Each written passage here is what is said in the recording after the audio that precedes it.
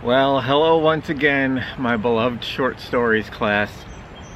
This is my last video of the semester about a piece of literature, and I saved the best class and my favorite short story for last. And I did walk from my house to a little strip mall near my house to make this video, since it's set at a strip mall, and it just wasn't very pleasant. So I decided to come back out to the woods, because maybe once you've taught a class in the woods, you're never quite comfortable teaching a class out of the woods again. Did you get that from last story? So anyway, Goodfellows, I'll talk a little bit about throughout this why it's my favorite story. It's been very interesting to me all semester to see what you guys come up with without me. I've said that before. And where you go without my specific, direction or presence in the classroom. And it's always funny what people get, I don't want to say hung up on, but, Allie was like, why is the place so filthy? Well, that is good. It is kind of disgusting.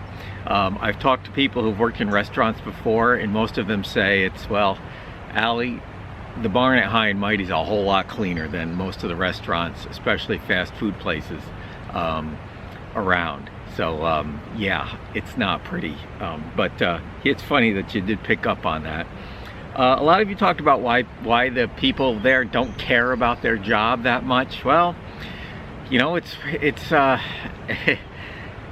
my theory on that, and we won't spend too much time on this, is it's a distant corporation that owns it. There's no person that owns it. And if you ever deal with a business and you're working with the owner or the owner is on the site, it's always a better run business. It's more personalized. The people care more. There's a strict bottom line. Places like this, a franchise, Goodfellows or pizza franchise, or I don't care, a Lowe's, a Home Depot, that are managed from 1,000 miles away with corporate policies, it's just going to be a more impersonal environment. And this is, as personal as these people are with one another, we'll talk a lot about that. As far as worrying about the bottom line, and really only the district manager, who has a decent job, is worried about it. He's going to still be district manager. And Steve too, he cares about it, because Steve too cares about everything. So I'm not worried. Whatever Steve too stumbles into next in life, no doubt will be his passion. So I think that's the reason one of the reasons they don't care. And as good as pizza is, it's still making pizza. They're not exactly doctors and nurses or college professors, but I like pizza a lot. It's probably as much as I like literature, really. If it's a good pizza, it's good pizza. So anyway, it's interesting, as you guys went along with your comments, you did sort of start to tap into the theme of the story, and I'll get to some of the questions a little bit later and some of your final statements. So what I like about this story is it's a small story. There are a few big things that happen. A baby dies, a woman attempts suicide, but it's all very realistic, and it's just set in that one pizza shop. It's frankly, I guess I like it because it reminds me of me. I highly identify with the narrator. I'm the youngest of 5 children, 7 years youngest. I'm not sure my parents were ready for another toddler at the time, but they probably just rolled with it. And this work experience is, even though it was in a catalog showroom warehouse, kind of an appliance TV camera store, and I worked in the warehouse in the back. Probably 20 people worked there at the most at any given time. And this reminds me a lot of that. I was going to Columbia Green, and I was working there on the weekends, and it was full of interesting people, and we all sort of cared about each other, and I felt like I didn't fit in. A lot of you wrote about that. Why doesn't she feel like she fits in? I don't know if anybody feels like they fit in anywhere, right? I've never felt like I fit in anywhere, and I always think everybody else fits in better. I think everybody thinks everybody else fits in better than them. So I don't know if that's true. Drop me an email if that's true or false. Do you think everybody fits in more than you fit in with a particular group? Maybe. So I don't know if any of us feel like we really fit in anywhere. Maybe I don't want to fit in anywhere. Maybe that's part of who I am. But the story, before we get into the details of it, it's really about it's a growing up story. Without question, Jane Roberta, she's writing this story from many years later, from a later perspective. This story is about her growing up that summer. And at the end of the summer, she just wants to leave it behind. She's embarrassed at what a kid she was there, sort of, you know, fawning over Luke, who turns out to be not that hot of a pickup. She steals money. That's very bad, right? And she says a completely insensitive, inappropriate thing, but she's 18. Now, maybe you guys, when you were 18, you were very worldly and always had the right thing to say. I was not. I'm still not. But come on, she's a teenager. And, you know, until you're much older, you really don't know how little you knew at the time. And I think she just is embarrassed by that. Now, when you're embarrassed by something you said or did, that means you've grown up, right? That means you've grown up. And hopefully that continues through life. So, so let's talk about this, you know, and you guys all, I'm sure, can relate to this. Your first job, not mowing lawns or babysitting, but, you know, you fill out tax forms and you're with complete strangers. It's the first time you have a sort of a peer relationship with another group of adults. Think about that. You're born, you're in a family. It's not a peer relationship, it's family. Parents are older, they're in charge. Siblings might be older or younger, they're siblings. They're really not peers. You go to school, you're a kid. You got the teachers, the other kids, they are your peers, but nobody's an adult. Church, Little League, whatever. But she's 18, maybe you were 17, 18, and you go to a workplace where you don't know anybody. It's a whole new you, they don't know you. And you have to negotiate your way through this pack of adults and exist in this pack of adults. And it's the first time you ever really do that. It's the first time in life you are an adult, away from family, away from friends, negotiating a new group.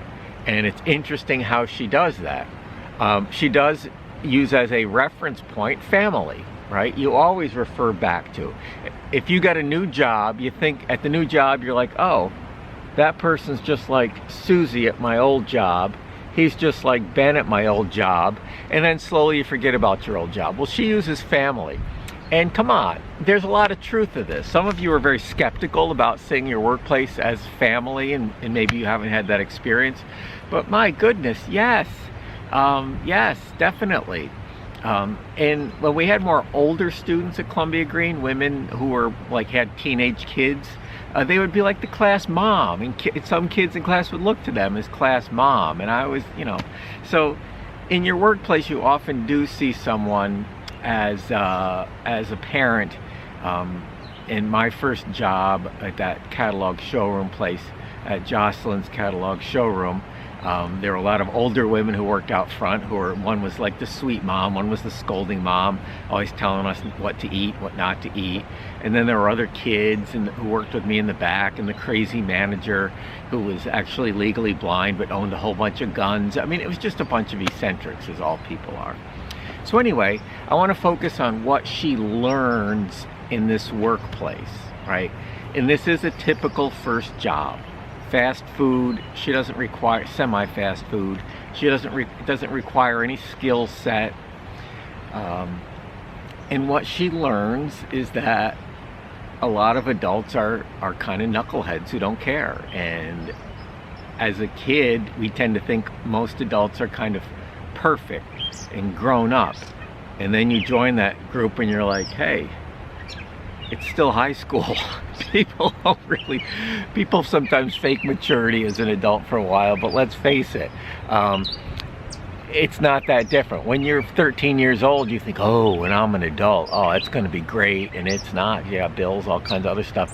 And you try to grow up a little bit. You know, a little special bird here singing to me. That's nice. So, first off, number one, she realizes that adults often don't behave like you think adults are going to, right? Two of the guys kind of pick on Steve too, and they bake one of his racing cars, which seems a little cruel. She meets the hairdresser there. I think it's Annette, who is a real character, and she sort of compares herself to Annette, and she falls in love. Well, she has a feelings for Luke, and she's like, when you're at that age, you always find somebody at work to sort of swoon a little bit over. So she learns about this stuff. She learns that I don't think she's ever going to steal again, because she gets scared to death when the police are there.